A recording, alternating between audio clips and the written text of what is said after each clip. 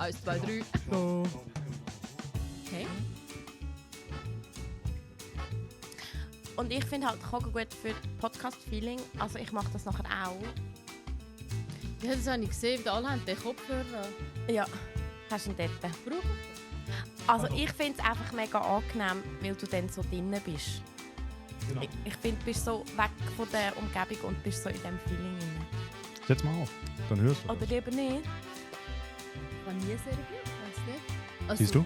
Dann hört sich das tatsächlich. Das ist doch gerade schon Oh, mega es cool. tut wirklich wie im Radio. Gell? Und genau das ist die Idee. Ah ja, cool, das ist natürlich schon nochmal etwas anderes. Ja.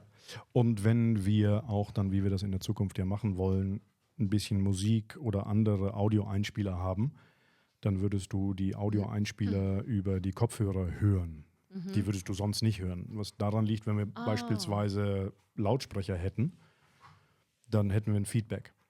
Wir müssen die ganze Zeit hier rumriegeln und sowas. Und, Ja. und so hört man das. Wunderbar. Ah, klar. Und so passt das Ganze. Ich würde Fühlst doch. du dich wohl? Ja, ich bin jetzt gerade schnell am Schauen wegen der Ohrenringli, dass man nicht drückt. aber Kannst du das ist diese auch angücken? zu weit weg. Ja. Hauptsache der Fisch passt. Aber ich muss wahrscheinlich den Dings noch übernehmen, das Buch noch übernehmen. Wo hast du es? Im Täschchen, aber ich kann schon. Nein, dafür bin ich doch da. Ich bitte dich. Sicher. Nein. So. Es hat vor allem nie etwas für ihn. Ja, genau. Aber die Leine ist eben Ding. Weißt du, wir brauchen die Leine so selten und die Leine ist für ihn halt dann gerade Ausgang. Ah ja, den habe ich dann auch noch da. Ah, ja. Danke. Dankeschön. Weißt du, wir als weltumspannendes Medienunternehmen müssen uns natürlich auch rechtlich absichern. Genau. Ja, ja. Also, aber deine ist die professionellste, die ich bis jetzt bekommen habe. Sicher? Angie hat Ja. das gemacht. Du hast das gemacht? Also du hast mir die Vorgabe gegeben und ich habe dann das einfach noch ein bisschen schöner gemacht. Eine hatte ich gar nicht gehabt und eine hatte ich auch eine gehabt, aber Ja. dort hätte Simon auch gesagt, aber also, wir wollen nicht verheben. Ja. Also weißt, aber ich finde es noch schön, es gibt irgendwie so ein Commitment. Ja. Das ist ja eigentlich noch. Ja, gell, und ich finde halt gleich, wir verwenden, also weißt du trittst uns ja dich ab. Irgendwo das Recht ab. Ja, also, Ja. und wir dürfen das weiterverwenden und ich stelle das auf Instagram und keine Ahnung wo. Also mach doch noch mal Platz, Polly. Hä? Jetzt langsam. Machst du Platz? Aber es ist doch so aufregend. Ja, es ist Also, ich weiß ja überhaupt gar nicht, wohin mit mir. ja. Wenn der eine liegt, dann liegt Ja. er.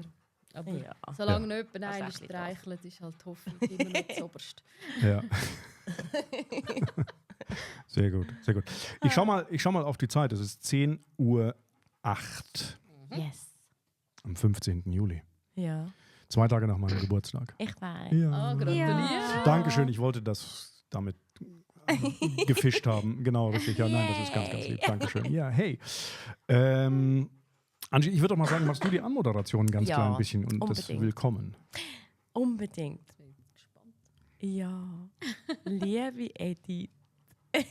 Ich hatte so Freude gehabt. Hast du zugesagt, als ich dir angerufen habe, um zu uns zu kommen heute? Ich verfolge dich ja schon länger auf Instagram und wir kennen uns auch so ein bisschen von früher nachher. Und ich bin einfach so beeindruckt, was du gemacht und geleistet hast. In den letzten Jahren. Nein, ich finde, du bist eine Frau, du gehst so mutig und zielstrebig deinen Weg.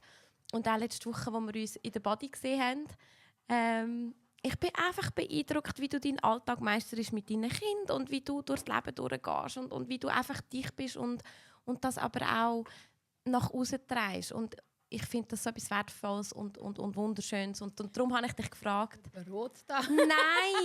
Nein, musst nicht. Nein.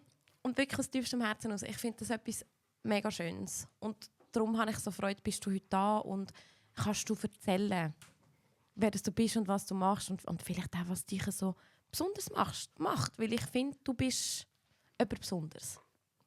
Und darum Danke. herzlich willkommen hier bei uns, bei mir und beim Frank Ja. im Studio. Also ich habe mich sehr geehrt gefühlt, dass ich kommen darf. Also das habe ich mega lässig gefunden. Edith, vielen, vielen Dank. Aber das sind sehr viele Vorschusslorbeeren, die wir jetzt Ja. natürlich haben. Ne? Also weil wir haben ja noch gar nicht wirklich irgendetwas. Wir haben Genau. eine Idee und als wir die Idee ein bisschen weiter ausformuliert haben und also ein paar Pilotfolgen aufgenommen haben zwischen Angie und mir, nur ist dein Name nahezu sofort gefallen.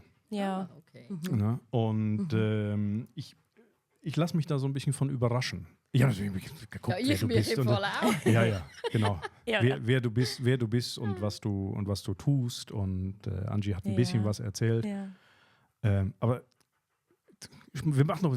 Stellen Sie sich bitte mal vor. Genau. In einer Minute. Wer ist Ja. der? Oder nimm eine Viertelstunde. Oder,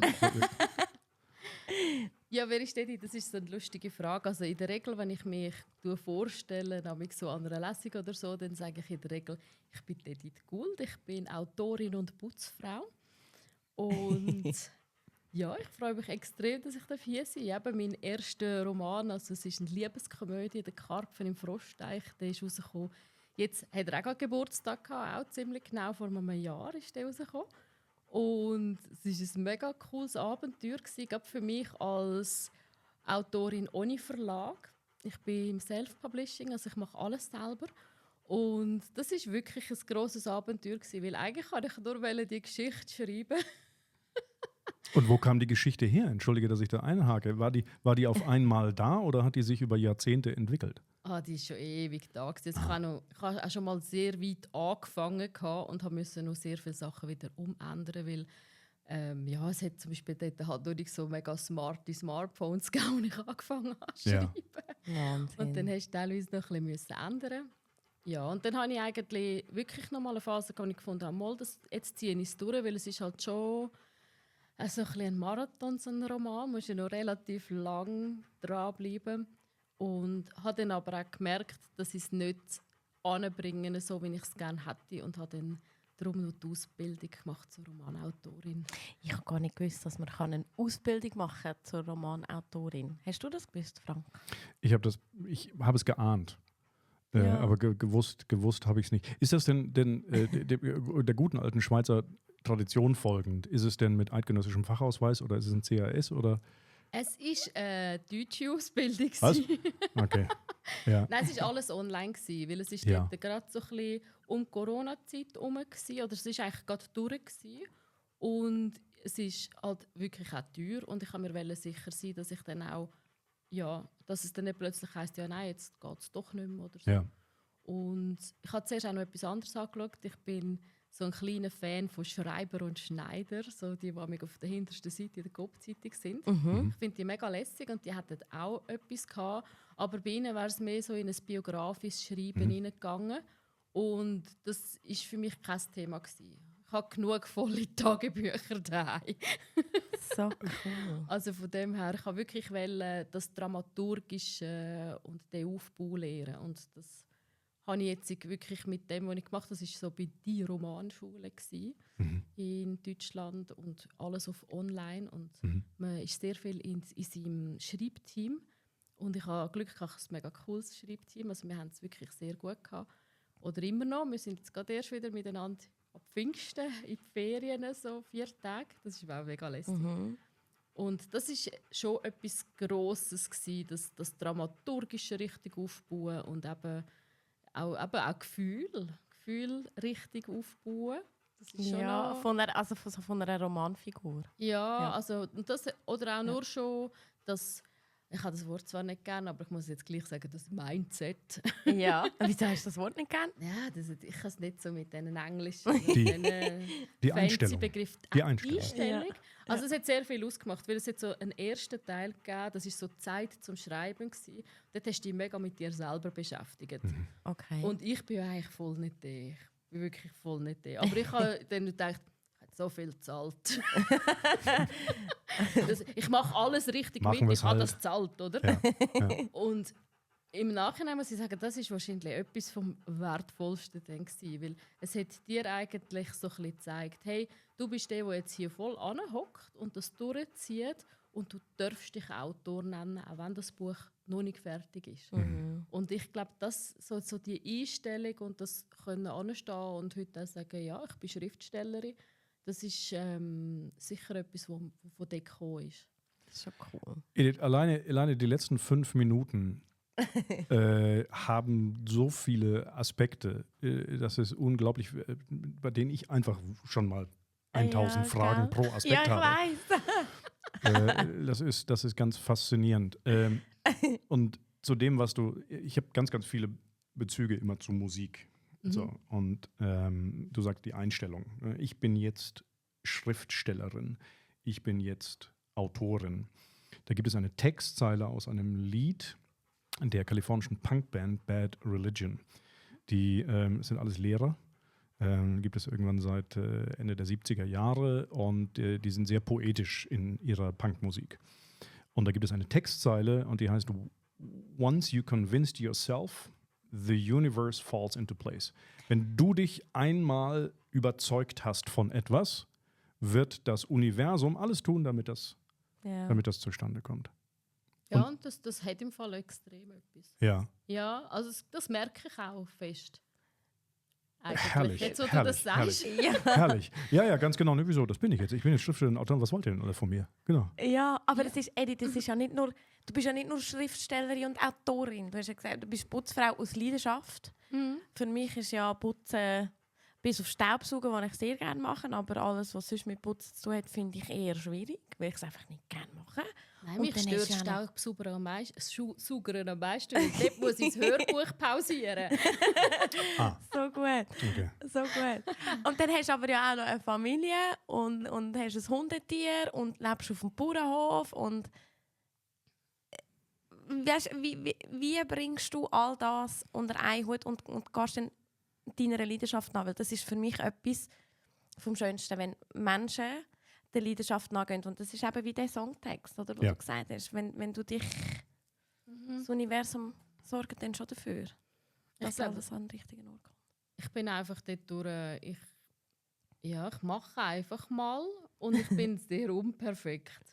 Ja. Ich glaube, das ist so ein bisschen etwas, eben das Hundetier, mit so einem Hundetier müssen wir viel mehr Staubsauger in die Haie, als ich es mache.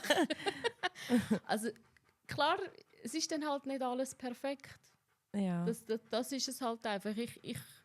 Ich blogge ja auch und ich bin in so einer Bloggemeinschaft drin und dort haben wir auch eigentlich von Anfang an ist eigentlich eines von diesen Leitsätzen ist auch die Hauptsache ist, du fährst mal an und haus raus, auch wenn es nicht perfekt ist. So der Slogan von der Judith, wenn ich eigentlich so meine Blog-Mentorin ist Blog like nobody's reading. Und es hat schon etwas, wenn du kannst noch immer noch feilen. Und das heisst jetzt nicht, dass ich also gerade bei Text bin ich sehr, da feile ich schon sehr. Also dort bin ich, Kannst du dich mit dem Frank zusammentun? ja, also der will ich schön haben, der will ich nicht dreimal das gleiche Wort drin haben. So. Ganz genau, ganz genau. Also es ist nicht, dass ich schluffe, Ja. aber ich bin sehr wohlwollend zu mir. Und das eigentlich in den meisten Beziehungen. Und Ja. ich glaube, das ist so ein bisschen das, warum es mir dann relativ ring läuft. Weil irgendwann ist dann auch mal gut und dann bin ich aber auch zufrieden mit mir. Wie hast du, ich finde das sehr schön, weißt, wenn du sagst, ich bin sehr wohlwollend zu mir. Das ist auch nicht etwas, wo man als Kind, oder einfach ich habe das so als Kind nicht gelernt. Ich weiss nicht, wie es dir geht, Frank, aber ich finde das mega schön, wenn du sagst, ich bin sehr wohlwollend zu mir. Wo kommt das her, dass du sagst, ich bin so? Ich glaube, das sind unsere Gene. Also Familiengen? Wir sind ein bisschen so eigentlich. Also meine Schwester ist auch sehr so. Ja. Ja, und weiß auch nicht. Das ist glaube wirklich einfach so ein bisschen Glück, dass das so ein bisschen mein Typ ist. Ja. Ich sage auch viel, ich bin so ein Haflinger. Ein Habling? Wir sind im Pferdebereich. Ja, genau. Also oder wie so auch der Herr Hunziker, so der Berner Sennenhund, der passt auch sehr gut zu mir. Es ist so ein bisschen etwas bodenständig, peppiges Ja. und nicht so die grossen Gefühlsausschüsse nach oben und runter. Es ist eigentlich alles relativ konstant. Also meine Gefühlswelt ist immer so ein bisschen relativ konstant. Aber zum Schreiben steigere ich mir natürlich dann sehr gerne etwas rein. Ja. Also dann holst du dann schon irgendwie so alte Sachen auf, weil ich habe zum Beispiel im Froschteichenstell, dort ist mein Ziel, dass der es liest, brüllt, aber ich habe im Fall gekühlt wie ein Schlosshund, wenn ich das geschrieben habe.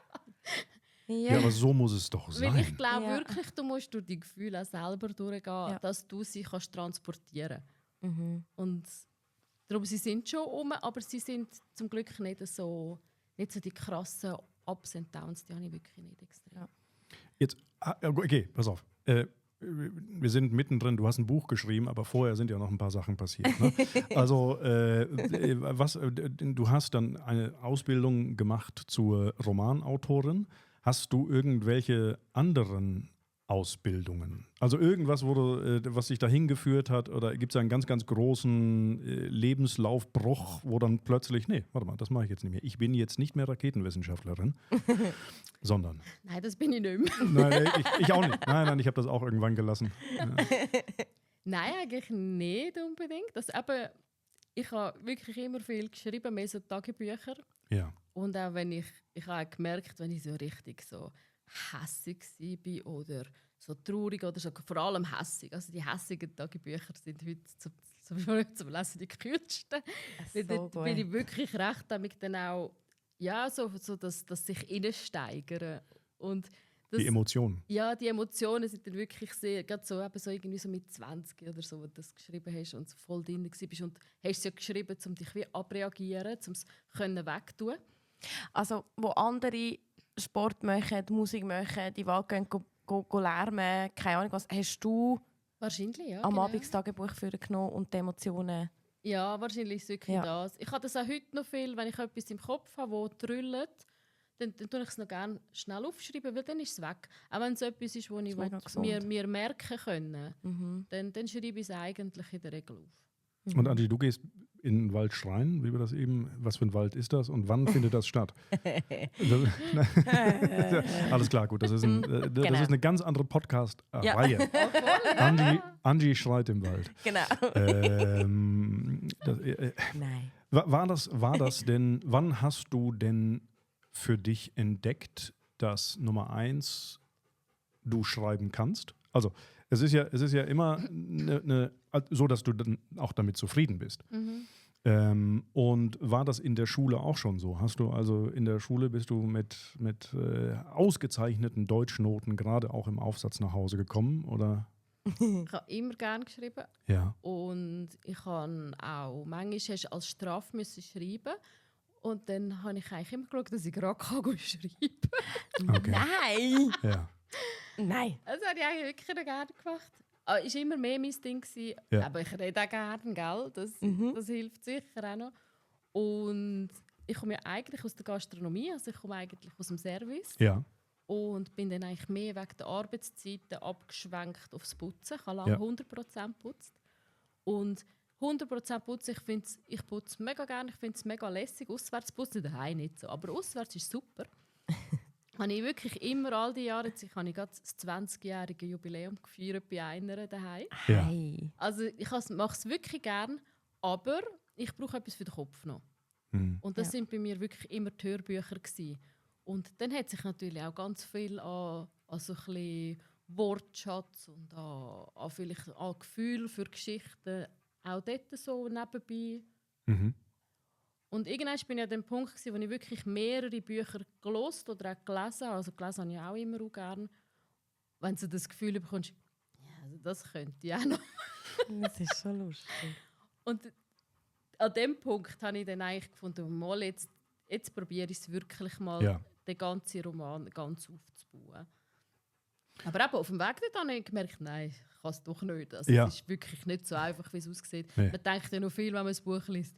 Ja, das hätte ich jetzt auch noch können. Oder wenn der einen Verlag gefunden hätte, ja, dann könnte ich auch noch. Also ein Stück weit Selbstüberschätzung gehört dann auch dazu. Total. Ja, okay. Ja, ich kenne das. Das kann ja nicht so schwer sein. Lassen Sie mich mal. Ja.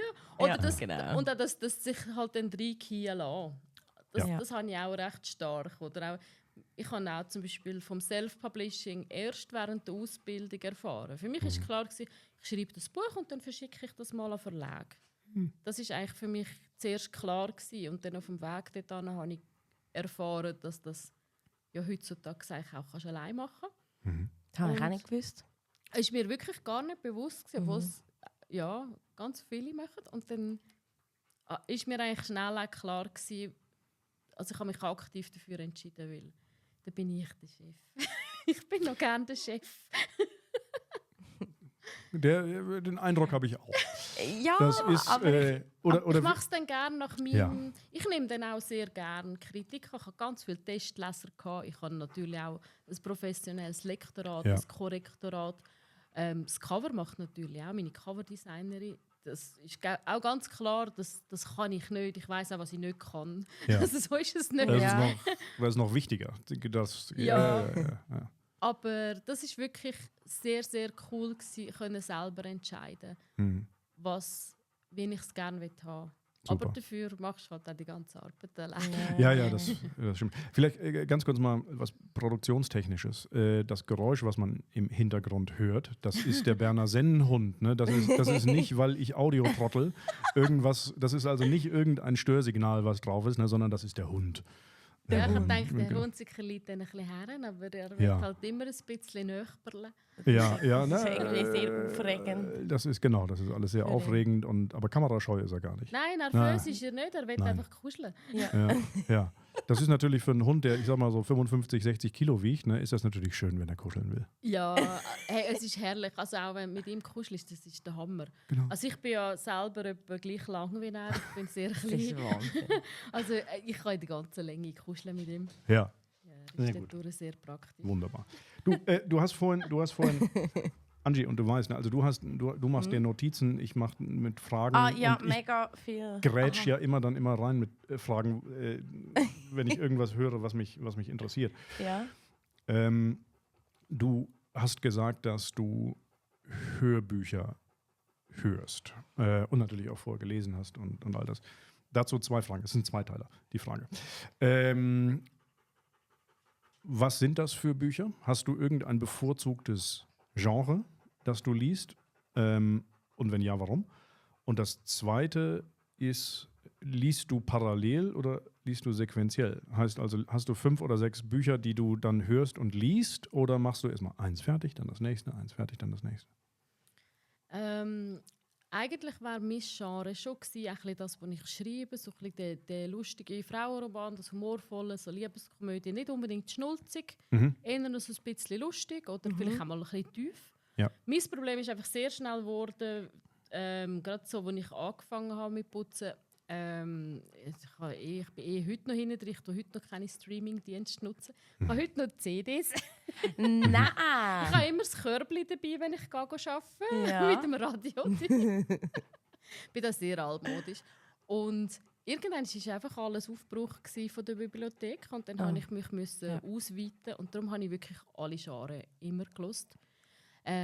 Mit der Zeit bei den Thriller hat es nicht mehr blutig genug sein. Also dann haben gerne mal 2, 3 Leichen sich in so einen Sarg quetschen. Das hat mir gar nicht ausgemacht. Ja. Aber lesen könnte ich das nicht. Aha. Lustigerweise. Hören ist mir gleich, lesen könnte ich es nicht. Und lesen und hören so ein bisschen parallel, das geht auch für mich, dass ich halt das Hörbuch dran habe. Eben für, wenn ich putze, wenn ich daheim langweilige Sachen mache, hast du ja immer so Zeugs, die du tippen hast. Aber im Moment habe ich schon sehr einen grossen Stapel. Durch das, was ich auf Instagram jetzt sehe, also es ist ja dann die Bookstagram-Blase, wo ich jetzt drin bin. Und dort siehst du halt so viele tolle Bücher. Und darum, also mein Stapel ungelesener Bücher, der ist schon wirklich sehr gross gerade. Aber ich gehe gleich in die Ferien, also ich kann schon mal 6 einpacken. Liest und hörst du dann schnell? Ich würde sagen, im Fall nicht einmal so. Okay. Also hören ist ja, das habe ich schnell durch, weil ich halt dann viele Gelegenheiten habe. Aber wo andere halt, wenn sie arbeiten, sehr viel Kopfarbeit haben. Obwohl, wenn ich in einer Schreibphase oder in einer Planungsphase von etwas Eigenem bin, dann höre ich gar nicht.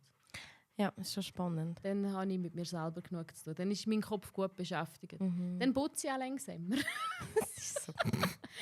Aber dann habe ich halt einfach ein bisschen länger. Also es Ja. ist für mich okay. Ja. Meine Kunden die kommen ja erst am Abend heim und dann hauptsächlich ist alles gemacht. Ja. Hey, aber weißt, ich finde das noch spannend. Ich habe zum Beispiel Podcasts höre ich wahnsinnig gern, weil dann weiss ich, habe ich ein Thema und dann mache ich mich schlau über das und dann weiss ich ganz genau. Und ich muss mir dann aber aktiv die Zeit nehmen, um das aktiv zu hören.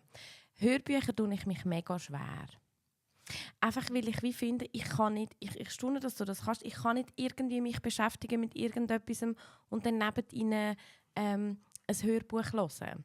weil dann verpasse ich die Hälfte. Ich kann mich überhaupt nicht auf das fokussieren und konzentrieren. Ich weiss nicht, wie es du hast und wie ihr seid. Aber mich regt das auf, wenn ich irgendwie 7-mal muss zurückspulen muss, weil ich jetzt schon wieder irgendwie noch jemand anders... Vielleicht ist es auch ADHS.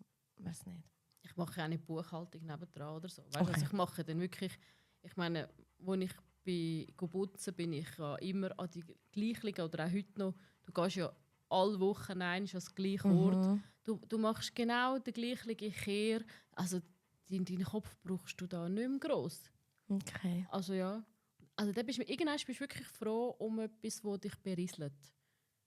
Ich bin jemand, der immer ein bisschen Berieselung braucht. Okay. Und Noch gern. okay, also und die Berieselung ist ja dann aber auch eine sehr, sehr intensive Berieselung, weil du musst ja dann irgendwie auch richtig aktiv zuhören, genau wie Angie das auch gesagt hat. Ist das oder kannst du das läuft dann einfach auf der Tonspur mit und das nimmst du dann alles so auf? Ja, eigentlich schon.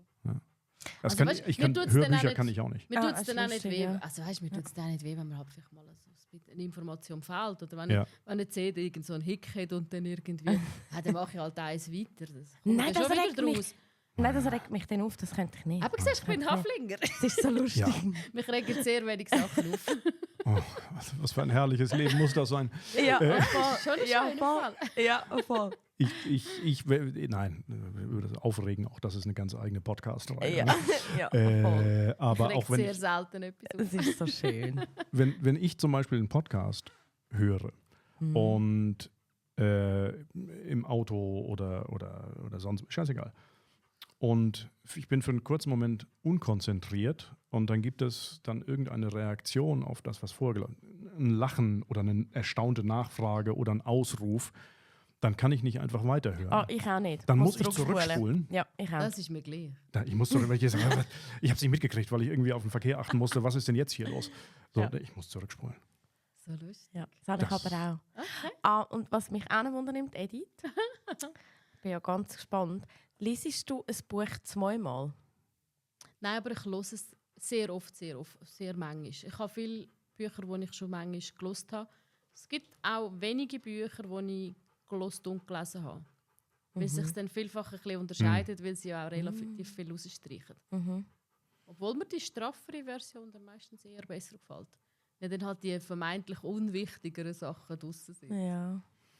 Und sind es, entschuldige bitte, vielleicht nehmen wir das Hörbuchthema gleich irgendwie nochmal ein bisschen zur Seite. Aber sind es, also ein Hörbuch ist ja auch immer sehr abhängig von der Sprecherin oder vom Sprecher. Extrem, ja. Und es gibt ja Sprecherinnen und Sprecher, die das Hörbuch vorlesen, sehr, sehr gut vorlesen. Und es gibt solche, die den einzelnen Charakteren auch noch eine eigene Stimme, eine eigene Farbe geben. Was ist die, also ein Riesenbeispiel dafür ist ja Rufus Beck, der die Harry Potter Bücher eingelesen hat, der tatsächlich für jeden einzelnen Charakter eine eigene Stimme gehabt hat. So, und ich weiß, also mir gefällt das, wenn es gut gemacht ist, aber ansonsten habe ich das lieber, wenn das einfach so vernünftig vorgelesen wird. Und bei vernünftig habe ich mich eben versprochen. Vernünftig vorgelesen wird. Was stört dich das, wenn irgendjemand nicht so vorliest, wie du dir das denkst? Da gehe ich halt nicht mit so einer krassen Vorstellung wahrscheinlich dran an. Ich nehme die Sachen eigentlich einfach, wie es dann kommen. Entschuldigung. Nein, wunderbar. Oh Gott. Aber wenn es mir nicht gefällt, breche ich auch ab. Auch Bücher, Ja. wenn sie mich nicht das überzeugen, mache ich so, auch. keine Ahnung, bei Seite 40, 50. Früher ist es noch durchgesucht. Heute breche ich auch ab, weil Ja. ich habe auch viel weniger Zeit als auch schon. Das ist halt einfach auch ein Faktor. Und auch beim Hören, wenn ich wirklich merke, nein, also beim Hören habe ich natürlich viel eine längere Strecke, weil ich muss ja keine Zeit aktiv abgeben für das, weil ich ja etwas dazu mache. Dann geht es eigentlich länger, aber wenn ich dann irgendwann an dem Punkt bin und denke, ja, komm, dann höre ich auch. Ja. Ja. Aber Ich bin völlig erstaunt, wie locker und easy und du da sitzt und in einer Wöhle. es ist auch Da mega bin der ich. bequeme Stuhl. Ja. Aber jetzt ist es noch einer, der sich ein bisschen Aber verraten es ist so hat. schön. Das ist so schön. Und weißt, der Hund heisst ja, also der Hund sicher heisst ja eigentlich Baloo. Und Dschungelbuch, Ja. Baludebär. Das Ja. läuft so die ganze Zeit in meinem Kopf. Ist das so? Wie es mal. Ja. Also weißt du, kommst mir ein bisschen so rein. Ja, Ich finde das er ist so auch schön. einer. Also mich begeistert das völlig. Edith. Ja, vielleicht, weil eben ihr in dem Fall recht viel anders sind. Ja. In dem Das Fall. glaube ich, kann man so sagen. Also, das kommt immer drauf an. Ne? Das ist momentabhängig. Das ist noch nicht mal, also bei mir auf jeden Fall noch nicht mal tagesformabhängig, sondern das ist momentabhängig. Also von einem großen Langmut, ja, kommt schon, alles gut, wunderbar, ja, das ist eben so, zu vollkommen die Nerven verlieren über das Kleinste. Okay. Das Allerkleinste, zum Beispiel beim Schreiben. Warum fällt mir jetzt das anständige Wort dafür nicht ein? Die Formulierung, das könnte ich durchdrehen. Ja, aber dann kommt es ja noch weniger. Ja, danke schön. Dankeschön. Vielen Dank. Danke. Ach, das ist mir noch gar nicht Das ist aufgefallen. dann so Edit-Logik, ja? Ja, wieso? Ja, dann, nein, Ja. warum? Du Ja, musst ja. einfach loslassen, Frank. Ja. Ja, Ah, ja, lass danke. los. Lass los. Genau, ja, vielen Dank. Genau. Ah. Nein, das habe ich selten. Und eben, also was ich sehr mühsam gefunden habe, ist der Webseitenaufbau. Den habe ich wirklich mühsam gefunden. Ja. Und dort ist es schon frustrierend, wenn du wirklich stundenlang dran bist, wegen irgendeinem kleinen Gänkeli, sage ich, weil jetzt irgendwie so ein Abschnitt nicht dort anrutscht, wo du willst. Aber Also, und die hast du auch selber gemacht? ja. Und hast du das mit Jimdo gemacht oder mit was hast du das gemacht? Nein, mir ist abgeraten worden von so Baukastensystemen. Okay. Ich habe eine WordPress-Webseite Jesus. mit einem eigenen Hosting. Ja. Mit einem, ja. Also Ich würde gerne Daten in die Schweiz haben, darum haben wir ein Ja. Schweizer Hosting. ja. Also auch das noch dann parallel selbst gemacht zu all dem, was du sowieso schon machst mit WordPress. Man muss sich ja auch ein Stück weit in WordPress für die Zuhörerinnen und Zuhörer zu Hause, das ist ein Autorensystem, um Webseiten zu bauen, unter anderem. Bisschen einlesen. Das ist ja nicht mal eben so, ach guck mal, da drücke ich jetzt auf den Knopf und alles ist grün. Nein, ich hatte so einen, also es ist furchtbar gewesen, man hat mir nicht dürfen zuschauen. Ich hatte so einen Klick-für-Klick-Kurs gehabt, Ja. und dann habe ich wirklich das Fenster offen gehabt mit dem Kurs und das Fenster, was ich jetzt muss einrichten, und dann immer Stopp und dann die 2-3 Klicks und dann wieder angelegt. Aber es ist, ja, aber jetzt, ich hoffe, sie macht es dann auch schön. Ja. Es kommt nichts. Jetzt wäre ich wahrscheinlich recht aufgeschmissen, wenn jetzt irgendetwas sich verschieben oder so. Okay. Aber ja, dann holt man dann halt wieder Hilfe. Es gibt Ja. einfach Sachen, wo es dann mühsam wird. Oder auch so mit dem Newsletter, mit dieser Verknüpfung, habe ich immer recht Mühe gehabt. Oder eigentlich hätte ich sehr gerne einen richtigen schönen Shop gehabt. Und das habe ich dann nicht angebracht. Jetzt habe ich halt einfach ein Formular. Jetzt hast du einfach einen Wüstenshop. Nein, jetzt habe ich halt einfach so ein Formular reingepflanzt und jetzt tue ich es halt im Formular eingeben. Für mich ein bisschen mehr Arbeit, Ja. weil ich schreibe dann halt die Rechnung schnell selber und schicke sie. Aber es ist immer so, entweder investierst du Zeit oder Geld. Und ich bin natürlich noch böse in der Phase, wo ich noch Zeit investieren muss. Ja, das glaube ich. Aber ja, Ja, aber gleich ich in brauche einer, nicht sehr viel Schlaf. in einer Selbstverständlichkeit, in einer Zufriedenheit mit allem. Ich finde das Ich mega mache schön. auch alles gern, was Ja. ich mache. Ich finde das mega schön. Ich glaube, das ist es natürlich Ja. schon auch. Ich muss Ja. eigentlich nichts machen, was mich angurkt. Ja, oder weißt, Ja. es ist nicht ein Müssen. Oder dann würde ich es nicht machen. Das ist Ja. wie, wenn Ja. es heisst, so Marketing, dort habe ich mir eigentlich auch das sehr zu Herzen genommen, bediene die Kanäle, wo es dir wohl ist. Und dafür die so gut wie kannst. Oder? Ja. Und darum bin ich jetzt Blog, Newsletter und so Instagram. Und das mache ich auch alles sehr gerne. Aber eben, es sind auch alles Zeitfresser. Ja. Ich gehe ja noch gerne so ab die Märkte und so. Und jetzt kommen so all die es schon gelesen haben und alle finden so ein bisschen, du, wann kommt jetzt das nächste Buch? Und Ja. sind sie schon dran und schreiben Ja. sie schon? Ja. Und ich so, nein. Ich habe wirklich ein Jahr lang nur Marketing und Verkauf und so Ja. Sachen gemacht. Ja. Ich muss Ja. wirklich, Ja. also ich bin in der Planung fürs Zweite, aber ich weiss, ich muss jetzt endlich ansitzen und schreiben. Ich weiss es schon. Also, da sind wir wieder beim ersten Teil von der Ausbildung zur Romanautorin. Ja. Hinsetzen, schreiben. Ja, genau. Jetzt Ja. muss ich wieder dort hin, oder? Ja. Wie sieht so ein Edit-Tag aus? Wenn du stehst auf, was machst Wenn du ins Bett, was machst du dazwischen? Ich stehe extra ein bisschen früher auf als alle anderen, dass ich noch ein bisschen meine Ruhe habe. Das heisst, welche Zeit? Ich schaue eigentlich, dass ich um 6 Uhr am Schreibtisch bin.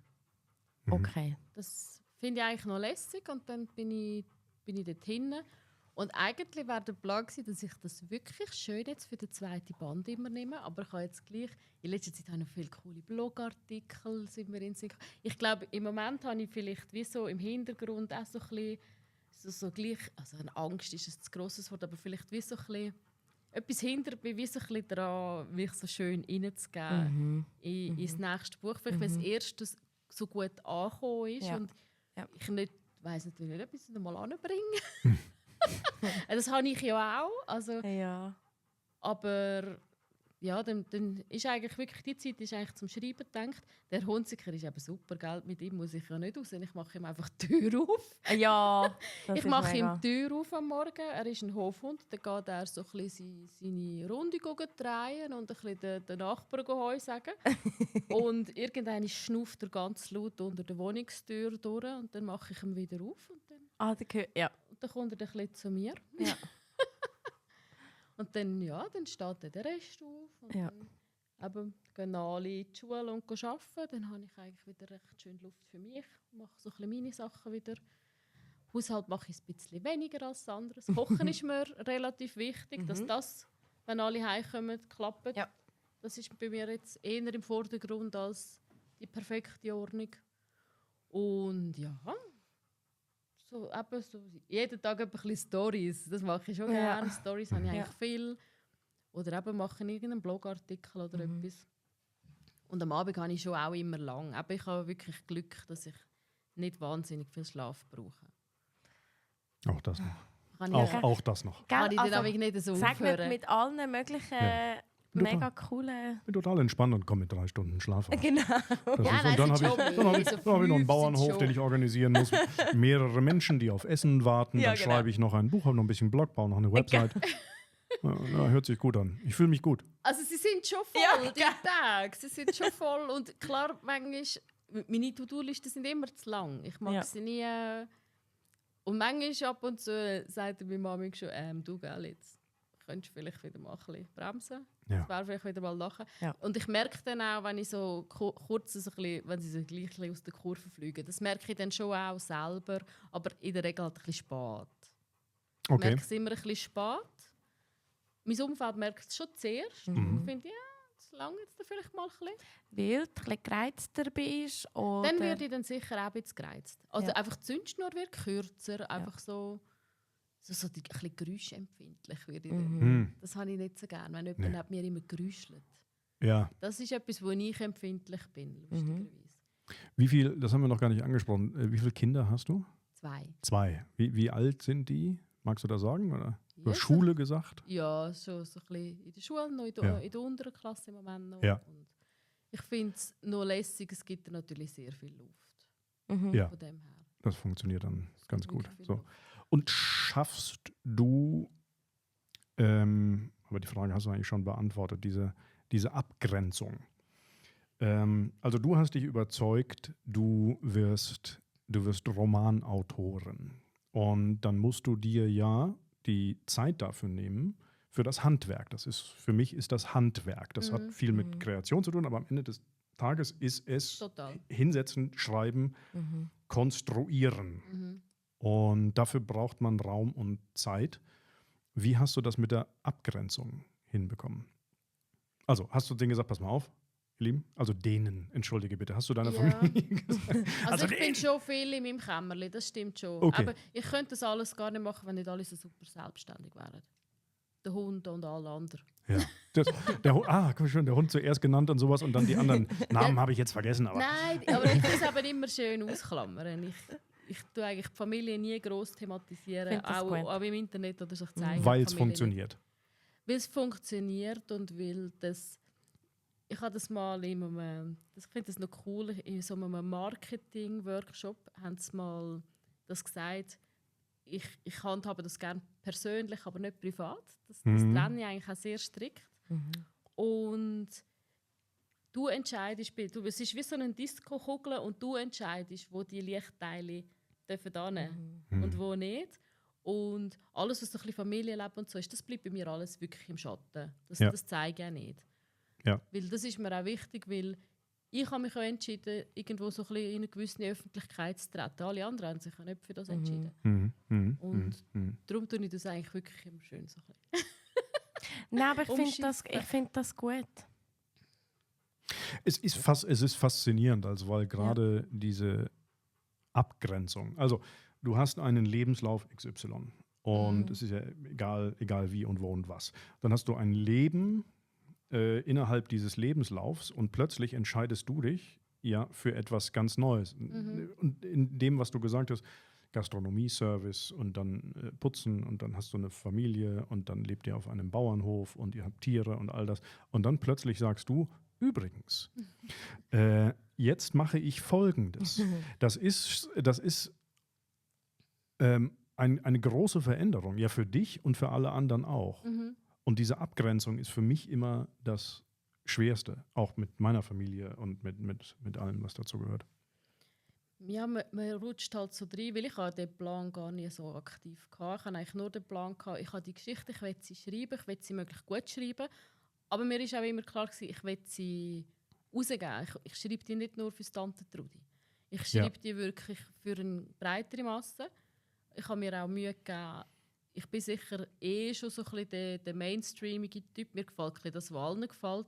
Und auch erst dann, wenn es bei allen angekommen ist. Ja, okay. Also, von dem her ist es schon etwas für breit. Ja. Es ist nichts Nischiges. Und ja, da ist mir eigentlich schon klar gewesen, ich will es rausgeben, aber mir war wie nicht so klar gewesen, wie viel das dann auch nach sich zieht, oder? Wie viel Marketing das es nach sich zieht.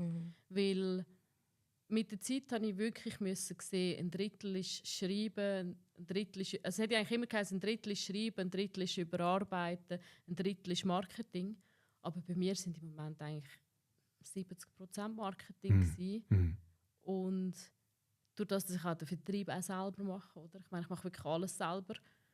Also du hättest es gesehen auf Päckchen Instagram, selber packen, ich mache alles selber. wo Edith ihre Bücherlieferung bekommen hat auf der Oh, das war Palette. schön. Ja. Oh, das muss ich mir dann nochmal anschauen. Das ist an mir. Ist dann der Lastwagen gekommen? Hey, nein. Und Also ich habe das eine sehr- grosse Auflage bestellt. Es wird Yes, billiger, wenn du mehr das bestellst. Ach so, ja. Ja. Genau, richtig. Und dann eine Scheune freigeräumt und also, pass mal auf, nimm mal den Traktor raus hier. Ja. Das Mami hat ihren Keller geopfert. Das ist, Sehr gut. ja, das ist eigentlich schon, also, ja, ich habe gedacht, Wahnsinn. Und ich weiss nicht, darf man das so sagen? Das hat mich auch mega beeindruckt. Das Buch ist schon jetzt ein Jahr alt. Und du bist Break-Even jetzt. Ja, das ist mega, mega toll. Darf man das sagen? Ja, ich habe jetzt Ja. wirklich die Ausgaben. Also ich habe natürlich keinen Lohn. Ja. Letztes Mal hat Mami, was hat Mami für mich gemacht? Sie hat den Adventsroman, ich habe so ein kurz geschickten Adventsband, der jetzt dann rauskommt, also auf den Advent. Und dann hat sie noch mal den Buchsatz kontrolliert vom E-Book, hat sie immer gemacht. Und dann hat er gesagt, hey cool, ich zahle dir die Hälfte von dem, was ich verdiene. Ja. Ich verdiene auch nichts. Weil wir sind ja wirklich schon so ein kleines Familienunternehmen, Ja. oder? So, es helfen Ja. alle irgendetwas. Und ja. Also ein Jahr im Selbstverlag und Ja. du bist Kosten Break-Even. Also Du- ich habe Ja. alle Kosten, die der Frost eigentlich verursacht hat, Ja. also nicht Sachen wie Newsletters oder Webseiten, so Sachen schon nicht. Aber einfach der Druck, Lektorat, Korrektorat, Cover, Buchsatz, Druck, so sind ja doch, also es ist viel. Also Ja. es geht schon recht in Vorleistung. Und immerhin, das ist drin sicher. Und ich habe auch so. noch ganz Haufen im Keller. Ja. Also ich habe noch knapp 900 im Keller. Ja, aber fantastisch. Ja, also Wirklich, es ist- wirklich fantastisch. Ja, Das ich ist bin wirklich eben auch toll. schwer Und beeindruckt, ja. darum bin ich eigentlich froh. Klar, viele sagen, ja, wann kommt das Nächste und so. Und es tut mir ein bisschen leid, dass ich nicht schöner nachher bin. Und gleichzeitig habe ich das Jahr wirklich gebraucht, dass der Frosteich unter die Leute mag. Weil, Ja. weil es nützt in dem Sinn am Schluss gleich nichts, wenn es noch gar niemand mitbekommt. Ja. Nein, das Darum ist war es so. eigentlich etwas Wichtiges, gewesen, mich so fest in die Marketing-Schiene hineinzugeben. Du hechelst mir voll ins Mikrofon. Herr Hunziker. Hallo. Ja. Vielleicht schwenken wir direkt mal zum Buch über. Ja. Das fände ich, es liegt da die ganze Zeit. Ja. Ja, ich muss mit dem Hund in Schach Vielleicht, halten. genau, vielleicht magst du, und Angie, nochmal, Mhm. ich schnurre ja dann irgendwas, was mir in den Kopf kommt und du Ja. hast schöne Notizen gemacht. Ja, Ne? also, Das, Mach nicht. ne, du grätsch bitte dazwischen. Ne? Ja, Wenn du nein, noch es macht gar nicht. Danke. Ja, Aber ich rede wir aber können- auch so viel, ich weiss. Ja, nein, ich finde das mega schön. Also, sehr gerne über den Karpfen reden. Ich habe ihn angefangen zu lesen. Ich habe ihn gepostet. Und zwar im Mietencenter, in der Buchhandlung. Ja. Habe ich mega gefragt. Also ich hätte sie auch bei dir direkt können, aber ich habe das Gefühl gehabt, ich gehe jetzt in den Laden und kaufe den, wenn er schon im Laden drin ist. Oh, mega lässig. Ja, voll. Und es hat ein Buchzeichen drin. Mhm. Also da hat sich auch etwas überlegt. Es ist so ein schöner Karpfen drin Mhm. und mega schön eingemacht, wo auch völlig zum Cover passt. Und ich habe ihn angefangen zu lesen jetzt, den Karpfen. Und es geht ja um Katja, die deine Hauptfigur ist in diesem Roman. Und ich bin jetzt, das habe ich jetzt, also das erste Drittel habe ich gelesen. Du bist aber schnell gewesen. Ja, ich bin ein Diffix. Rassig. Ja, wenn ich lese, bin ich am Lesen. Das ist. Und ich habe so müssen schmunzeln. Wie viel von dir steckt in der Katja? Ja, sicher ein Rechtsstück. Ja, sicher ein Rechtsstück. Ja. Ja. Oder auch in anderen Figuren stecken sicher auch andere Anteile von Ja. mir. Da kommst du ja eigentlich nicht so drum herum. Und gerade am Anfang hebst du ja auch ein bisschen an Sachen, die du kennst. Ja. Also ich habe jetzt das mal bewusst, also dort habe ich bewusst gewählt, jemanden, der bei der Spitex arbeitet. Also ich habe bewusst solche Berufe gewählt, weil ich finde, es gibt genug Frauenbücher mit entweder, also lange haben wir so die Phase gehabt, wo alle da bei diesen Heftchen in der Redaktion gearbeitet haben. Oder dann, jetzt haben wir die ganzen Türtli-Bäckerinnen, die Ja. Cafés eröffnet. Und ich bin eigentlich dort relativ bewusst so ich wollte etwas an der Basis wollen. Und die Spitex hat mich immer schon fasziniert. Du bist ja dort, glaube ich, auch noch Fürs- recherchieren oder Für das Erste nicht, weil das Erste war jetzt cool gewesen. Also der Froschteich, sie arbeitet gemütliche Seufzer. Sie arbeitet vor allem im Hausdienst. Ja. Und das konnte ich mir noch eher so ein bisschen zwecklegen, wie das läuft. Okay. Ja. Aber es gibt zum Beispiel auch Sequenzen von jemandem, der Gleitschirm fliegt. Das habe ich natürlich auch einen Vorteil, durch dass ich selber das Gleitschirmbrevet habe und weiss, wie das läuft. Frank, ich habe genau gewusst. Wieso du auch? Fliegt sie noch Gleitschirm? Nein, sie Ja, noch fliegt nicht Gleitschirm. mehr, sie traut nicht mehr. Ja, Nein, aber wir haben neulich, Roland war ja auch so ein Typ, Ja. wo ich dann gesagt habe, aha, dein Tag hat also 48 Stunden. Ja. Das ist anders als bei uns allen Ja, anderen. genau. Dann habe ich übrigens Mega noch das und das und da habe ich noch das. langsam, Ja, und dann bin ich außerdem noch Kapitänin auf Langstrecke bei der Swiss. Ja. Geil. Ja, genau, so kommen die Sachen langsam hochgespült. Ne? Ja. Ja, und dann nimmst du viele Sachen, wo du irgendwo eben nicht so viel Recherche brauchst, weil du kannst an dich vielleicht anknüpfen. Und jetzt für das Zweite, dann geht es dann mehr ins Pflegerische. Also ich habe auch super Informationen bekommen von jemandem, wo ich immer noch fragen konnte, so spitextechnisch. Und das Mal habe ich wirklich auch einen ganzen Tag schnuppern bei der Spitex. Ist das für das gewesen? Ich habe etwas Das im ist Kopf jetzt, gehabt, weil es jetzt in die Pflege geht und ich da wirklich das Wissen sonst nicht habe. Und das ist auch mega. Nur schon das, der Tag einmal mit der Spitex, das ist so. Ich meine, mir gibt das extrem viel. Das ist so ein wertvoller Tag gewesen. Also dort bin ich auch nudelfertig gewesen am Abend, Ja. nur vom Zuschauen. Ja. Also wahnsinnig, was da geleistet wird. Körperlich nudelfertig oder mental nudelfertig? Mental vor allem. Also ich bin da wirklich noch nicht heim, weil ich wusste, ich muss es jetzt aufschreiben. Und bin in einen Kaffee gehockt, ein Stündchen, und habe einfach mal noch alles abgeschrieben. Auch alle Informationen, auch dass ich alles noch weiss, so die gewissen Verbände, wie die gehen und alles. Habe mega viel aufgesogen. Oder nur schon die Stimmung, wenn du so mit in dem Raum bist. Ja, es ist sehr, sehr beeindruckend gewesen. Manchmal ist es ja auch schwer. Du bist ja nicht nur an Ort, wo es Leute mega, mega schön Ja, haben. ja, Du bist in ja. der Regel dort, wo die Leute vielleicht auch mal fast vergessen gehen. In der Gesellschaft auch. Und das sind Sachen, die schon auch viel mit dir machen und die für mich auch sehr, sehr wertvoll sind, das können mitzunehmen. Einfach nur, weil ich jetzt wieder ein Buch schreibe. Also ich durfte mit. Und ich glaube, das ist schon auch noch etwas Lässiges. Und das wird sicher immer mehr kommen, weil du dich jetzt immer mehr anfängst, von dir selber ein bisschen distanzieren. Ja. Gerade auch mit nächsten Ja. Figuren. Ich Ja. weiss, der zweite Band wird ganz sicher mit der Katja weitergehen. Ja. Der ist ja schon aufgeleistet. Also, Mhm. ich will jetzt eigentlich da nicht so in das Fachliche da verfallen. Ich finde das immer ein bisschen Nein, aber brauchst du es ja Heldenreisen dann, sind konstruiert, Ja, ja, Okay. Dramaturgie aber- steht. Gut. So, Ja. ein bisschen Gut. so in brauchst dem du es ja Stil. dann gleich. Also weißt du, Ja. ein Stück weit. Ja. Es ist so spannend.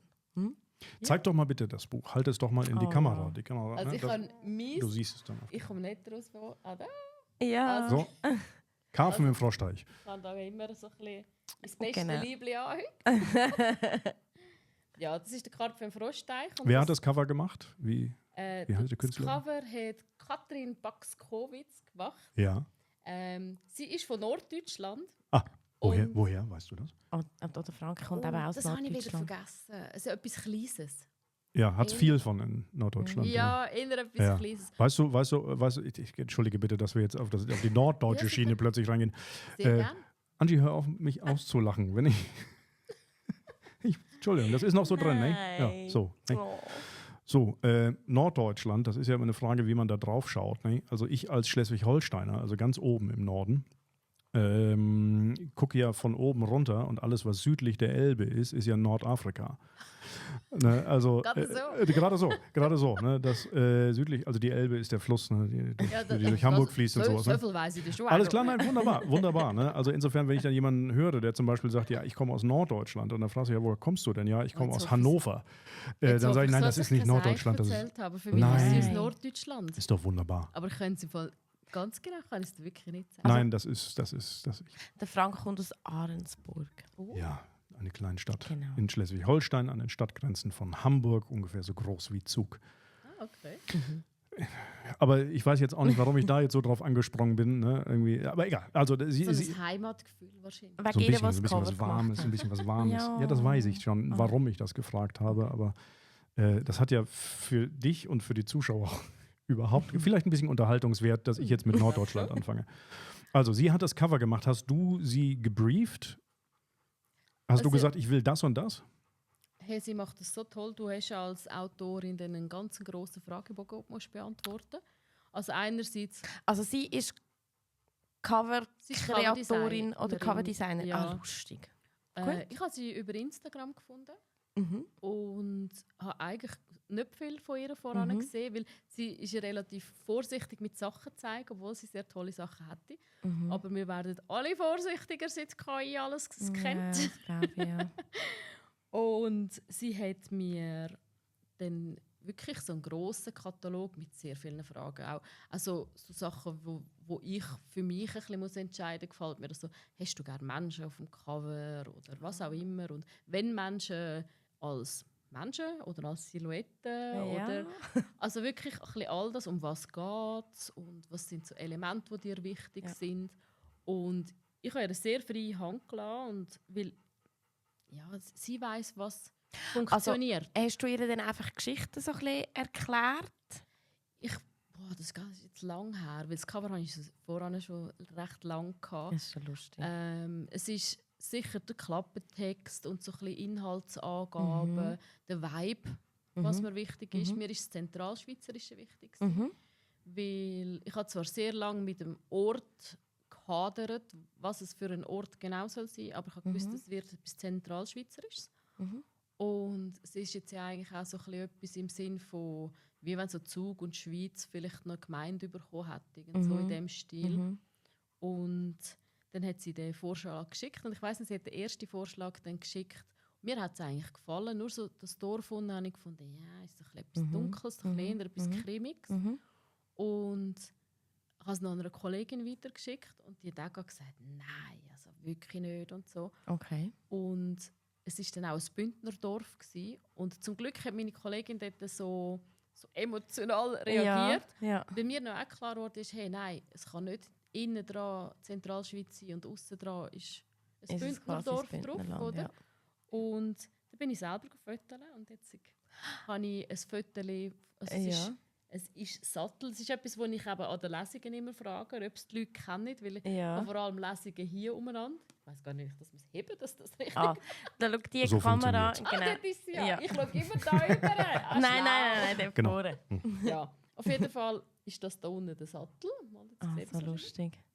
Und ich habe dann das Foto gemacht, halt auch wieder wegen der Bildrecht, weil Ja. das ist wirklich, das ist Ja. etwas vom Mühsamsten. Wem gehört was? Also ich habe jetzt zum Beispiel gerade einen Adventskalender. Es ist nicht ein Roman, es sind Kurzgeschichten und wollte gerne Rezepte drin haben. Und dann stehst du wieder da und denkst, okay, wem so gehört jetzt Gutzli-Rezept Recht für und das so. Gutzli? Ja, krass. Wem ist jetzt Recht für Ja. das Rezept? Und Ja. ich finde, das ist etwas, wo man sich damit umschlagen muss. Gut, da könntest du ein Gramm Zucker mehr oder weniger rein tun und dann wäre es dies, nicht? Ja, das sagen eigentlich noch alle, aber ich weiß nicht, wie gut denn das Ja. dann wirklich funktioniert. Was? Also das ganze rechte Thema ist ja, vor allem, ich wenn man weiß. Erfolg hat, dann wird's, deshalb muss man vorher Ja. alles absichern. Wenn man Ja. Erfolg hat, kommen sie alle um die Ecke und sagen, warte mal, irgendwie blaue Wolken habe ich auch mal oder weiße Wolken habe ich auch Ja. mal fotografiert. Ist wirklich schwierig, oder? Und darum auch der Karpfen, den hat sie selber gezeichnet. Ah, cool. Und ich habe jetzt zum Beispiel das Recht nur für das Buch. Ich darf jetzt nicht das machen mit dem Karpfen. Da müssten wir neue Rechte aushandeln. Okay, Also, Aber- sie hat das Recht an dem Fisch. ja. Das ist ihr Fisch. Autor, Ah. gut, ja, Ja. Ja, die Urheberrechte Urheberrecht, und ja. genau, und du hast dann die Verwertungsrechte für bestimmte Kanäle. Vielleicht bin ich auch darum so, ich bin sehr eine Ecklige, was KI angeht. Ja. Warum? Weil ich da sehr, sehr kritisch bin. Und ich Ja. denke, das kommt wirklich halt auch irgendwo von dem, weil KI ist natürlich ein Kraken, der alles zusammensammelt und dann kann man etwas daraus bauen, wie man will. Und ich, wo jetzt so klein bin, muss wirklich für jedes kleine Recht relativ viel zahlen. Also es ist etwas von den Ja. teureren Punkten, das Recht an so dem- einem Bild. Mhm. Ah, ist krass, ja. Und ja, ich denke, das macht dich dann halt auch sensibler. Du überhaupt den Wert von einem Buch, den schätzt jetzt ganz anders, weil du weißt, wie viel Arbeit, wie Menge Arbeitsschritt, wie Menge Dienstleister das dahinter ist. Ich habe die Dienstleistungen ja alle selber eingekauft und Ja, weiss ja. darum auch, was die Dienstleistungen dann auch kosten, oder? Ja. Und ich habe also auch das zweite Cover, also das hat jetzt auch wieder sie gemacht. Also Ja. ich bin Ja. Ja. wahnsinnig begeistert, auch von ihrem Können, wenn sie in die Druckphase geht. Weil Ja. dann kommen sie dann plötzlich mit so Sachen, gut, das ist jetzt nicht die Version, aber hinten dran beim Strichcode, dann kommt plötzlich von der Druckerei Fehlermeldung, es ist das falsche Schwarz. Ja, okay, könnte ich jetzt nie etwas damit anfangen, dann Ja. kannst du es weitergeben und sie kann es dann einfach fixen. Und Ja. darum, ich muss sie wirklich immer wahnsinnig rühmen. Also überhaupt, mein Team sind Ja. wirklich alles. Aber Ganz, es ist ganz eigentlich tolle schon, Leute. eben, für mich ist, ich gehe in einen Laden oder ich habe meinen E-Reader, den ich über alles liebe. Ich kaufe ein Buch und finde es Ja. dann cool oder nicht cool. Und eben, ich überleiste eigentlich wenig. Was Ja. steckt alles dahinter? Weißt, Aber was, das überleist du dir auch nicht, wenn du einen Stuhl kaufst. Also weißt, Ja, ich weiss, aber es ist immer so emotional, aber im Endeffekt ist es halt dann trotzdem ein Produkt. Mhm. Ja, aber Und klar habe ich größere Emotionen an die Geschichte gebunden, aber ab dann, wo es fertig ist, muss ich mich damit abfinden, dass es ein Konsumgut ist. ja. Und Aber alleine die Einstellung Ja. ist Nur schon wieder das, gell? nur schon wieder das. Ja. Nein, weil das ja ja, ob sowas. jetzt du dein Tasschen auch draufstellst, ab dem Moment, wo es dies ist es dies. Dann machst du damit, was du willst. Ja. Viele kommen zu mir, aber ich bin zu viel am Markt und so, und dann kommen sie zu mir und sagen, ich habe das Posten, doch, ich bin wirklich noch nicht dazugekommen, ich habe es noch nicht gelesen. Dann sage ich, es ist dein Buch, du liest es dann, wenn es für dich passt. Ja. Alles gut. Ja. Weil, ja, da habe ich nichts mehr zu sagen. Ja, eine wahnsinnig gesunde Einstellung dann Ja, auch. Ne? und Also, auch wieder Ego völlig. Ja, genau. Ja, richtig, ab einem ja. gewissen Punkt musst du dich dann ein bisschen distanzieren, weil ich kenne den Druck als teilweise Testleser. Ich bin auch schon angefragt worden, so als Bloggerin in dem Sinne, ob ich ein Buch würde zeigen. Und es ist genügend ekliger, als der Druck im Knick hat, du musst das jetzt lesen und musst noch eine Bewertung schreiben. Ja. Und darum, die Leute haben das gekauft, die sollen das so lesen, wie es für sie stimmt. Und ja. Also, du hast bei dem Buch eine solche, wie sagt man, dem Fertigungstiefe. Du hast alles selbst gemacht. Du hast die Idee gehabt, du hast selbst geschrieben, du machst das gesamte Marketing, du machst die Website dafür, du machst das Briefing für alles, was dazu gehört. So. Und dann rufst du zum Beispiel bei einem Lektorat an und sagst, schönen guten Tag. Mein Name ist und ich würde gerne. Was für Reaktionen bekommst du dann? Also mein erstes Lektorat ist an mich getragen worden. Sie hat mich angefragt, weil ich an einem Wettbewerb dort mitgemacht, wo ich noch in der Schreibphase war und bin irgendwie dann wahrscheinlich in dieser Kartei gelandet. Und es hat auch zuerst ausgesehen, als käme das gut. Ich habe sie auch gut mögen und wir haben dann das zusammen gemacht. Und mein erstes Lektorat ist überhaupt nicht so geworden, wie ich mir das vorgestellt habe.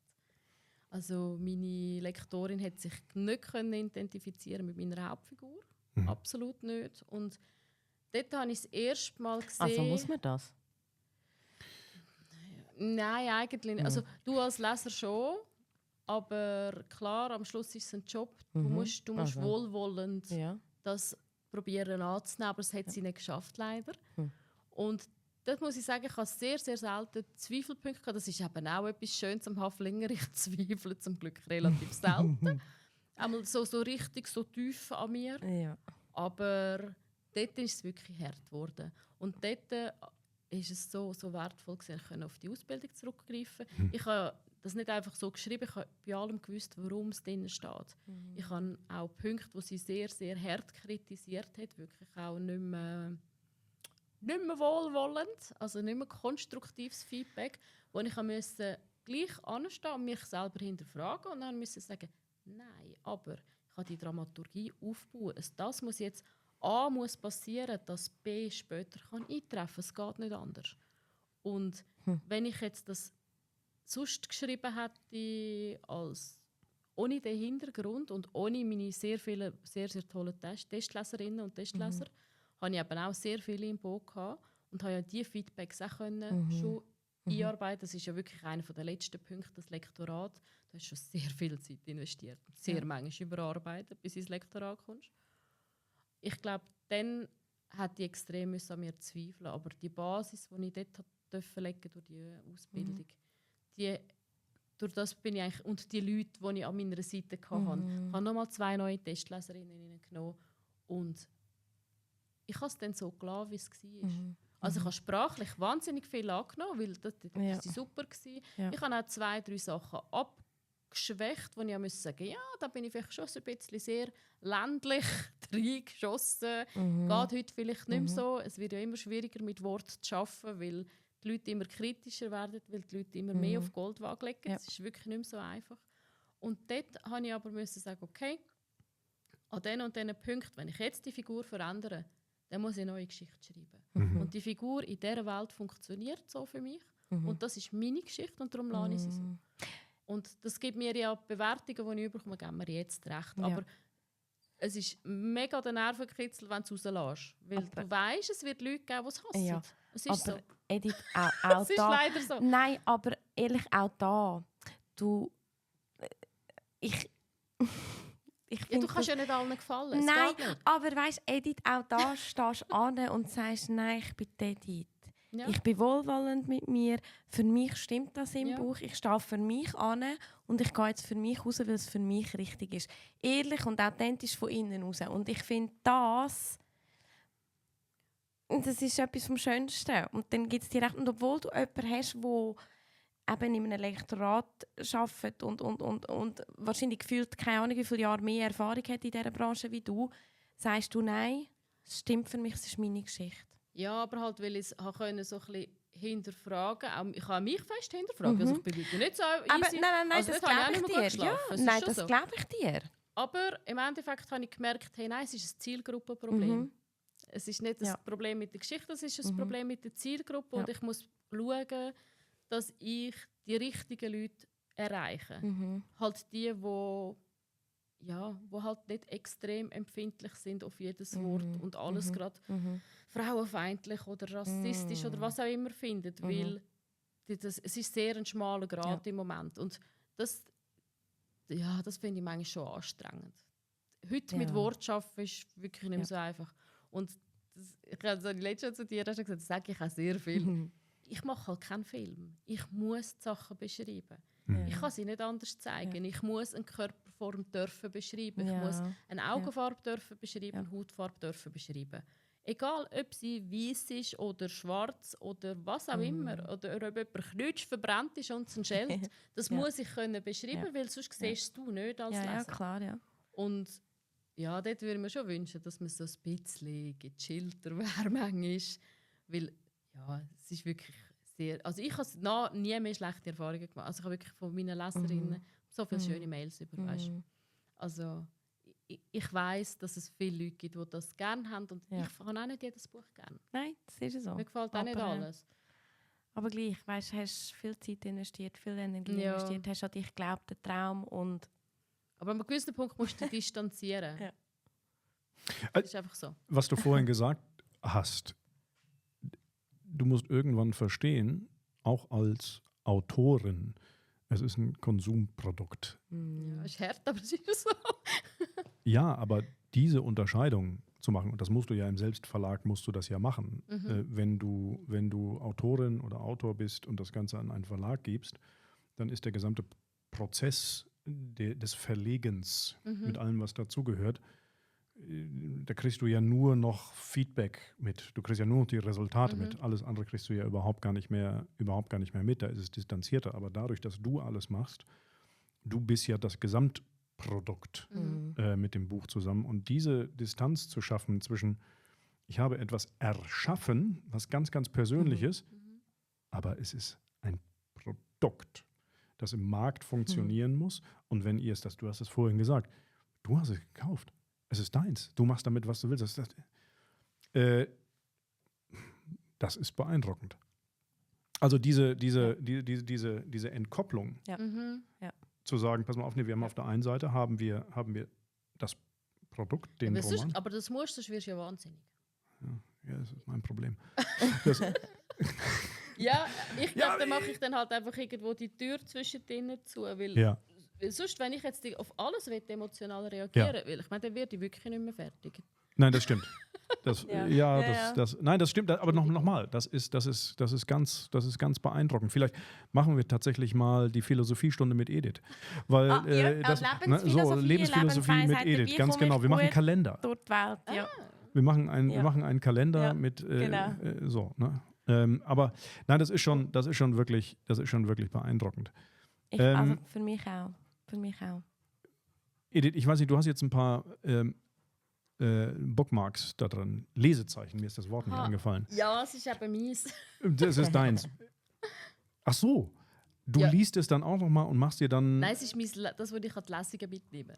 Darum. Und da habe ich natürlich ganz, ganz fest. Magst du denn mal den Klappentext vorlesen oder soll ich mal den Klappentext vorlesen oder wie auch immer? Und jetzt ein bisschen unvorbereitet. Nein, glaub ich dir. nein, Ja, mal. hast du die richtige Brille dabei? Bei mir ist immer eine Frage, habe ich die richtige Mal, Brille? es geht gerade so. Ich komme jetzt eben auch in das Alter.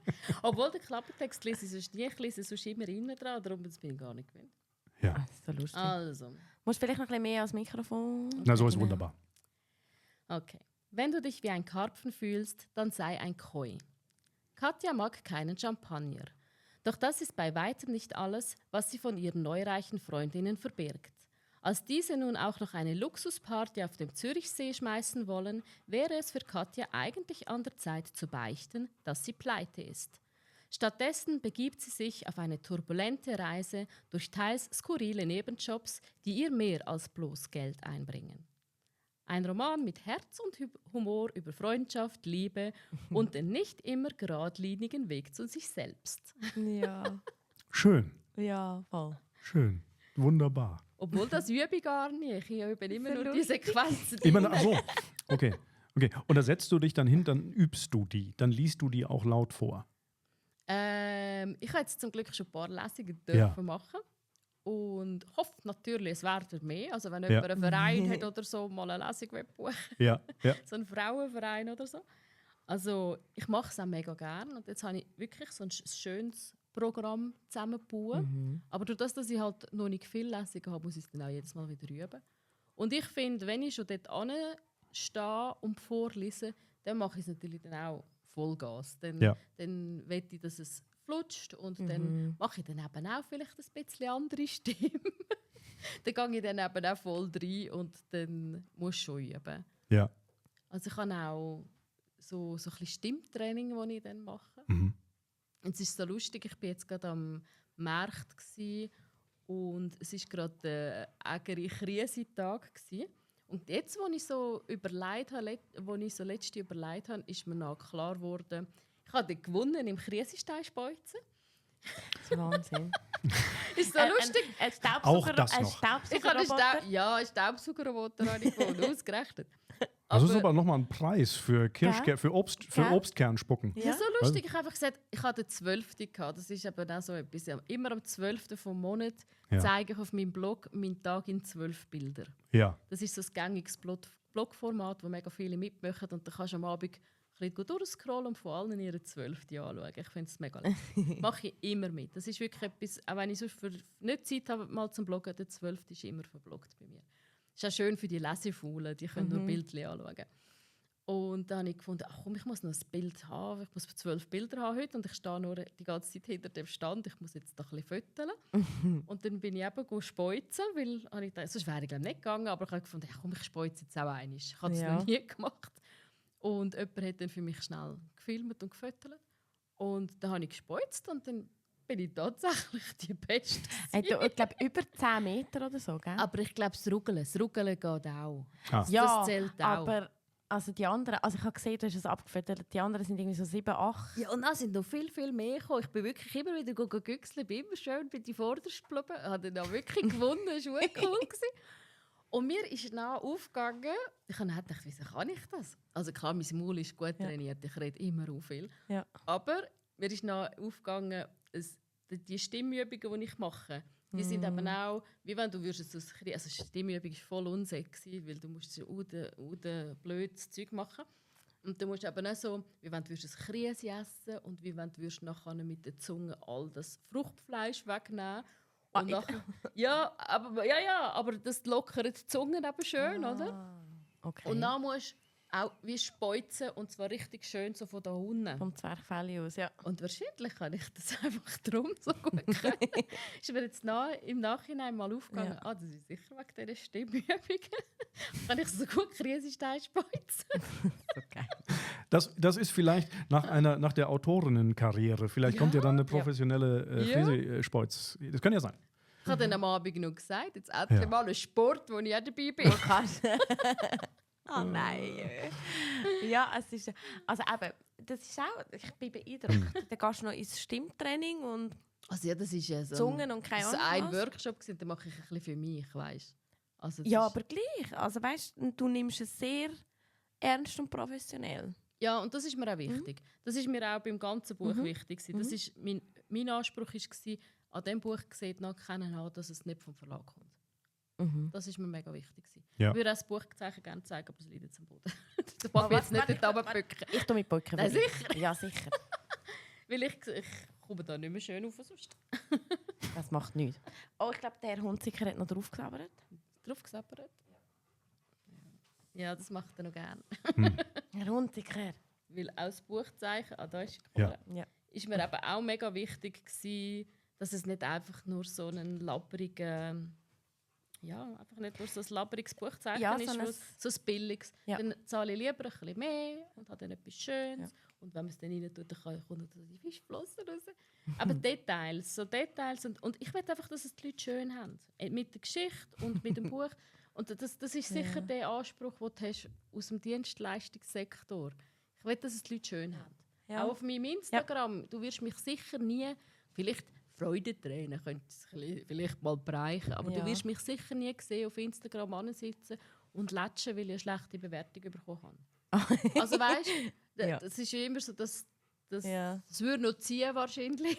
Aber wir müssen doch noch überlegen. Ja. Sehr persönlich. Ja, ganz tief emotional. Das ja alles mega, oder? Sicher, und aber ich will, dass die Leute, die auf Instagram mir folgen, ich will, dass die es schön haben. Ja. Ich zeige lässige Sachen, ich zeige unsere mega schöne Gegend. Ja. Ich zeige schöne Momente. Klar kann ich auch mal etwas... Klar jetzt auch andere Facetten, die ich mal zeige, aber ich werde jetzt sicher nie gross auf, keine Ahnung, kritisieren, politisieren, latschen. Das würde ich ganz sicher nie machen. Weil die Leute sollen es schön haben. Ich finde das ein schöner Anspruch. Ja. Sensationell. Ja. Das ist. Ich sehe so mein Auftrag dort, oder? Dass den Leuten eine schöne Zeit machen. Edith, du haust uns da ein Lebensweisheit nach der anderen. Ja, Ich weiss nicht, wie es dir geht, Frank. Nein, zusammengefasst, ich möchte, dass die Leute eine schöne Zeit haben. Ja. Punkt, fertig aus. Darum geht es am Ende des Tages, um eine schöne Zeit zu haben. Also, wir können ja nicht garantieren, dass man dauernd eine schöne Zeit hat, aber Ja, man kann es klar. wenigstens versuchen. Ja, einfach so eine kleine Auszeit vom Alltag. Weil Ja. ich nehme das ja auch gerne. Ja. Das gibt mir der Herr Hunziker. Der Hunziker. Der Hunziker, Auszeit vom Alltag. Herrlich. Edith, Ich gucke mal so ein ganz klein bisschen auf die Zeit. Genau. Ja, gell? Wir sind seit 1,5 Stunden dabei. Nein, krass. Ja. Oh, excuse. Nein! das ist doch ja. schön. Katastrophe. Edith, Ja. was fällt dir ein? Nein, fantastisch. Aber wenn du... Hast du noch eine Frage in dem Fall? Machst du die letzte Frage? Nein, ich habe eine Frage, aber du Ja. kannst auch die letzte Frage machen. Nein, Wir müssen ja ich nicht überlasse das irgendwie gerne Ist das so wie bei Germany's Next Topmodel, so der der Abschluss sein? Nee, nein. Nein, wir nein. finden das eigentlich immer relativ... Gut. Ich finde, wir ergänzen uns sehr gut. Ja. Ja, danke schön. Ja. Wenn du die Lesungen machst, also ich erzähle gern Geschichten. Und hast du dann Musik als Untermalung zu Nein. den Hast du nicht? Okay. Vielleicht reden wir da mal drüber. Ne? Kannst du mal Musik machen? Nein, um Gottes Willen, ich kann keine Musik machen. Ja, ich weiß, Aber bei mir gibt es ja. einen kleinen 4D-Aspekt gibt's bei mir. Ah, Bei mir gibt es Äpfelkuchen. Und nimmst du immer Äpfelkuchen mit? Also beim ersten Mal ist das noch nicht so. Zum Glück ist es recht gross geworden, das wäre ja nicht vorbereitet gewesen. Aber letztes Mal haben wir, das war so cool gewesen, da haben wir in dem Moment, wo die Sequenz kommt, wo Äpfelkuchen ins Spiel kommt, hat auch jeder ein kleines Stückchen Äpfelkuchen Nein, bekommen. so Habe ich da cool. gesagt, das ist jetzt eine 4D-Lesung, das nehmen wir jetzt so ins Programm auf. Oh, mega Das ist cool. mega lässig gefunden. Das hat den Leuten sicher auch gefallen. Aber ich habe ihn nicht gemacht, sie haben ihn wirklich vom Kaffee auszieht. Das Team hat den Die haben Äpfelkuchen sogar gemacht. mega Er herzig. war also feiner gewesen, wie Ja. die meinen, ehrlich gesagt. Der war wirklich gut gewesen. Oh. Also Weihen oder Kuchen? Ich finde Kuchen. ja, Okay. sehr gut. Mhm. Sehr gut. Ja. habe ich aber schon auch gerne. Ja. Also vielleicht der musikalische Aspekt, vielleicht reden wir da mal drüber. Ne? Wahrscheinlich ist mir das nie in den Sinn gekommen, weil ich selber nicht so... Ich höre auch nie grosse Musik. Ich höre eben immer Hörbücher. Ich habe schon immer lieber gehabt, wenn es redet. Ja. Weißt du, wenn du ein Teenie wirst und eigentlich solltest du cool sein und solltest jetzt die Musik hören, die alle hören, ich hätte einfach viel lieber Kasperli gehört. Das ist so lustig. Und ich bin bei mir gar nichts ohne Musik. Sicher, nein, Und das das kommt mir nie in den ist Sinn. so stimmungsabhängig, was ich... Darum eben die Streaming-Dienste Spotify, ich könnte mir alle anderen Streaming-Abos wegnehmen, aber Spotify nicht. Wirklich. Das Ich glaube nur ist so 4 so Musik-CDs, die ich ab und zu auch noch höre. Aber sonst ist es wirklich eigentlich So immer noch- etwas, was schnurrt. Ich habe gerne, wenn jemand schnurrt. ja. Sehr schön. Edith, aber wir sind schon Ja, wirklich ja. fortgeschritten mit Excuse. der Zeit. Ich habe noch eine Frage, bevor wir dann vielleicht so ein bisschen zum Abschluss kommen. Aber du hast gesagt, du schwätzt gerne. Gibt es etwas, wo du irgendwie so ein bisschen dir inne hast? Denkst du, eigentlich würde ich das gerne mal mit der Welt teilen, aber hast du es noch nie mit der Welt teilt, wo du so willst, noch in die Runde rausrühren, unseren Zuhörerinnen und Zuhörern und vielleicht das deinen Leuten, die den Podcast dann hören. Das ist jetzt aber krass. Wegen? Ja, das ist jetzt etwas Grosses. Ja. Das ist noch schwierig. Wir sind da für die grossen... Ja, du hast grosse Sachen mit uns geteilt heute, Edith. Okay, aber vielleicht, weil ich aber schon viel einfach so reden, gell? Wisst ihr es gar nicht. Was sicher etwas ist, das wird im Moment auch viel an mich herangetragen, so von Leuten, die ich kennenlerne, so am Markt und so, weißt, die selber mega tolle Sachen machen. So viele Leute machen so tolle Sachen, weißt, so Handwerkssachen, Ja. so Nähsachen Ja. und was Ja. auch immer. Ja. Und ich ich habe in letzter Zeit mich mit vielen Leuten neu verbunden, auch so durch Podcasts und so. Und viele sagen mir, es ist für sie so hart, dass so ihre eigenen Leute sie so wenig unterstützen. Das höre ich sehr viel. Und ich sage dann immer allen, ja, das ist, weil die haben mit diesen Insta-Sachen und so gar nicht so viel zu tun, weil für uns, wir wissen, wie wichtig so ein Like ist oder so ein Speichern oder so ein Kommentar für unsere Reichweite. Aber das ist an dem, was nur konsumiert und nicht kreiert, ist das nicht, das hat er nicht auf dem Schirm. Und ich weiss noch, wie schwierig oder wie kribbelig als zuerst warst, wenn du mal so ein Herzchen gegeben hast. Ja. Und heute, ich herzle und kommentiere und mache Teufel so ab, aber halt, weil ich weiss, der andere hat Freude und dem anderen bringt es etwas. Ja. Ja. Und ich glaube, das ist so etwas, wo, wenn ihr jemanden habt in eurem Umfeld, der irgend so etwas Lässiges macht und so ein bisschen probiert, so ein bisschen Reichweite aufzubauen, ihr könnt so easy könnt ihr den Leuten helfen, nur mit ein bisschen kommentieren und herzeln. Oder vielleicht mal etwas Schönes teilen. Das ist zum Beispiel etwas, das sitzt mir alles mega locker, weil ich halt auch weiss, wie die anderen Freude haben und wie viel es ihnen bringt. Vielleicht einmal mehr ein Herzchen setzen. Wir sind wieder zurück bei der schönen Zeit. Ja, vielleicht, gell? Ja. Und wir hatten eine schöne Zeit. Edith, vielen, vielen Dank, dass du dir die Zeit genommen hast. Vielen Dank für deine Einsichten. Vielen Dank für deine Gedanken. Toll, fantastisch. Vielen Dank, dass du uns mit auf die Reise genommen hast, so ein bisschen und da gibt es wahrscheinlich noch so viel mehr zu erzählen, was die Entstehung des Buches und alle Rahmenbedingungen anbelangt. Das ist fantastisch. Dankeschön. Vielen, vielen Dank von, Danke.